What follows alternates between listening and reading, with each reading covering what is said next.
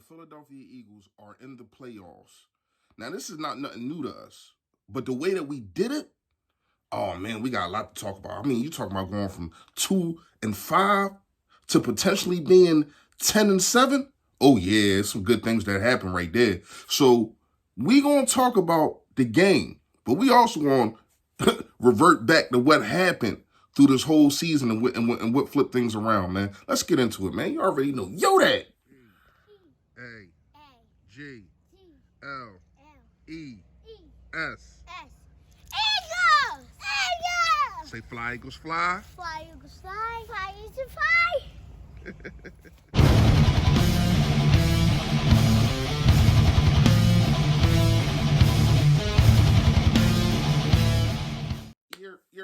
Yo, that man, you know who it is, you know what it is, your boy, Philly Fresh, a.k.a. The General here reporting for duty. Listen, if you have not done it, please make sure you hit that sub button right down there for your boy. I appreciate it in advance.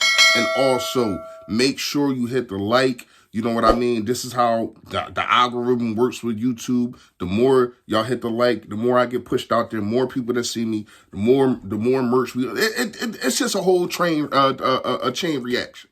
So you don't understand how much you hitting that like definitely helps your boy out. Before I get into it, y'all know how to get the merch. Shout out to Credarius.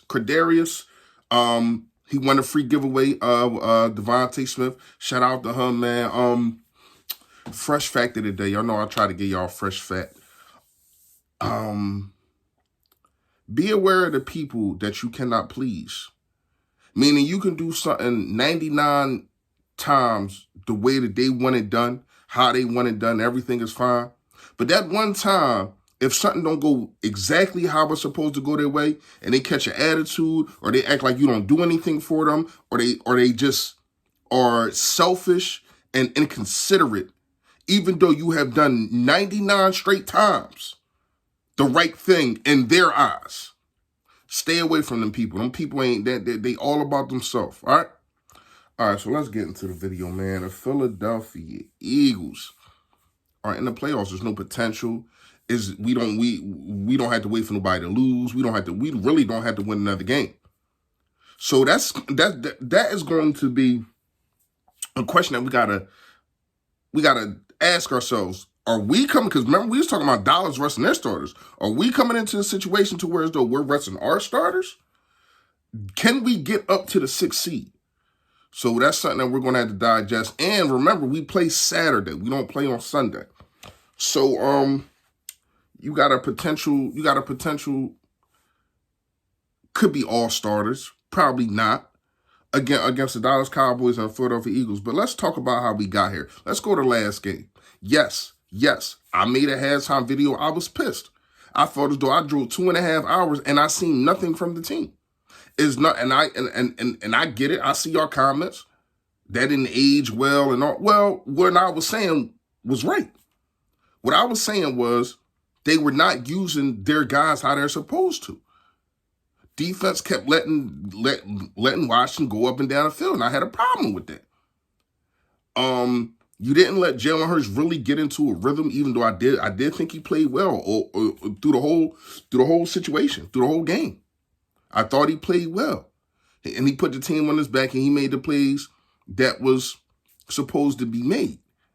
I just thought that you didn't start running the football enough until the second half. Now, I'm not one of these guys that's just going to say, oh, well, we made it to the playoffs. Whoever we play, we're going to roll over. No. You made it to the playoffs. You need to prepare yourself to play these better teams. Meaning you got to come out the first two and the last 2 quarters with your game plan. I don't know if the 15 scripted plays. I don't know what's going on with that. But what I can say is that it seems like Nick Sirianni is playing chess while the rest of the coaches that he's coaching against are playing checkers. Because he is making the right moves. Jonathan Gannon are making the right moves at halftime. But the opposition is not. And that's good for us. When you come into a situation to where as though they put up 16 points and then they scored nothing at halftime. When you come into a situation to where as though you had no touchdowns going into the game, and then you score you score two touchdowns, Boston Scott. So adjustments. I'm just saying sometimes those adjustments should be made before the game. You should have came into a situation to where as though everything that you did in the second half, you should have did in the first half too. But they made adjustments. I can't be mad at that. I had to watch the game because I went to the game. I had to watch the game because it's a different kind of feel. You can't really take everything in. You can't really dissect who missed assignments. You can't really dissect it. That's really why I didn't make a video last night. And plus, I had a 2.5 hour damn drive. So when I watched the game and I'm looking at some things, I thought players played well. Even in the first half, they did. But when you're in there, you're emotional. You know what I mean? It's just amazing how we got here, though. I mean, just 2 months ago, we was 2-5. They was calling us the worst team in football. Remember that? Calling us the worst team in football. Now you have a potential chance to get double-digit wins and go to the playoffs again.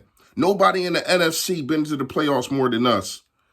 I think we tied with Green Bay since, I want to say 2010. Is it 2010? Correct me if I'm wrong, y'all. But it's not nothing new to us. We go to the playoffs. Come on. I mean, these last, since 2017, we only missed 1 year, and that was last year. We only missed 1 year of the playoffs. And then most teams that had these only 4 games won 1 year, and then turn around and get a new head coach, basically new quarterback, a new defensive end, all these things. Usually that team kind of stays in the mud for a little while. You don't see that team build right up. You know what I mean? Other than I think the Rams did it, but the Rams had immaculate talent. They had immaculate talent over there. You know what I mean? We don't have the talent that the Rams had when Sean McVay took over. But what I can say is, you got to give your hats off to Nick Sirianni. Now, even though I was screaming at the top of the hills for him to do some of the things that he's doing now, he's getting it done, though. That's all that matters at the bottom line. I'm not one of those people who I talked about with the fresh facts. If you don't do it my way one way, then I'm just getting mad. No, you do it your way. You figure it out. He figured it out. Jonathan Gannon. I do think Nick Sirianni is coaching better than Jonathan Gannon, but he's not no slouch neither. He's finally using Avery like I've been screaming at the top of the hills again for. And he didn't use him in the first half. Then he comes out second half, use him, he gets a sack. Shout out to Josh Sweat. You got off of that milk carton. You are now found. 1.5 sacks for you. Fletcher Cox, half a sack for you. Now we just need Hargrave to get off of that milk carton, man. You're missing. You're still missing. Rodney McLeod seals the deal. That's poetic justice right there. First of all, he's from Maryland. You know what I mean? But just a year ago, around this time, the man broke his leg. I mean, ACL. So the redemption of him selling a deal and selling a deal to get to the playoffs, shout out to Rodney McLeod for that, man. I liked a lot what I seen from this team, man. I liked a lot. It's just the slow starts they do have to stop. But other than that, and then we are missing pieces. I would like to see the wide receivers used a little bit more. Rhaegar had 1 catch for -3 yards. Oh my goodness, that's horrible. Devontae, I would have liked to see him utilized a little bit more at 54 yards. Dallas Goedert, 71 yards, 6 targets. I mean, not 6 targets, 6 receptions. So it seems like they are using Dallas Goedert more, and I've been saying that, so I appreciate that also. But it do seem like Devontae Smith is coming into his own, and we cannot forget about him. He only had 3 receptions yesterday, but they was big receptions. So I would like to see him used a little bit more, You know what I mean? But you can't have your cake and eat it too, I guess, because if we want to run the ball so much, it is going to take away from Devontae Smith's targets, and that's just facts. Quez Watkins had two. I think he had 2 receptions, 16 yards. I like what I seen from this team, especially individual plays. I like what I seen. Boston Scott, we know as much as you want to try to count the kid out, you just can't. Anytime he gets on the field, he either scores a touchdown to make some type of spark. This kid is just a scoring machine, while Miles Sanders can't get in the end zone for some type of reason. I don't know why. But we all do know that Miles Sanders is the better bet. It just came out that he will be out week 18 and should be back for the playoffs. Cool with that.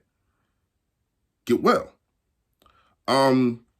Like I said, I liked a lot, and we're gonna talk about this whole situation with the playoffs and the more I see and who I think should play week 18 once I figure out exactly if we can get up to the 6th seed or not. Once I figure that out, I think it has to do with this Monday night game. Correct me if I'm wrong.